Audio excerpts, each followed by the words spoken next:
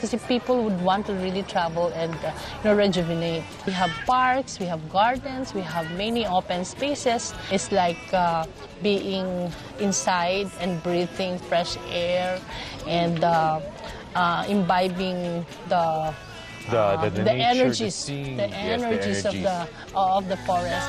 Love the Philippines! This is our territory. Station lang ng mga fisherman natin.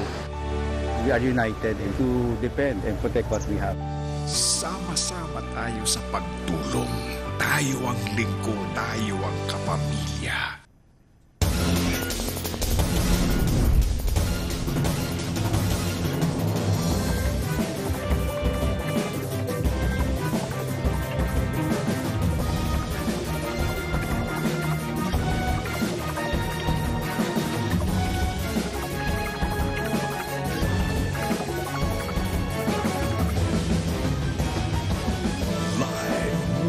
ABS-CBN News Center, Manila. Ito ang TV Patrol Weekend!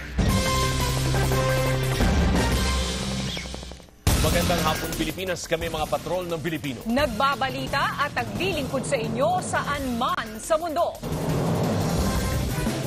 Sa ulo ng mga nagbabagay balita, mga gusali sa loob ng umano'y Pogo Hub sa Porac, Pampanga, patuloy na ginagalugad. Dandaang computer, cellphone at SIM na maaaring ginagamit umano pang scam, nasamsam ng mga otoridad. Lahar mula sa Bulkang Kanlaon, nakaapekto na sa ilang tourist spots at pinagkukuhanan ng tubig ng mga residente sa Negros.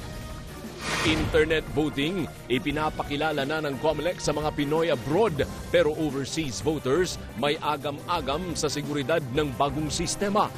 Mahigit 50 ikakasal na budol ng kanilang wedding coordinator sa Cebu.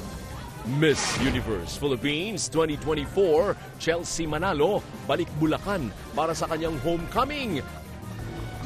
At ang mga inspiring na kwento at nakatutuwang eksena ng mga mag-aaral bumida sa kani-kanilang graduation at moving up ceremony.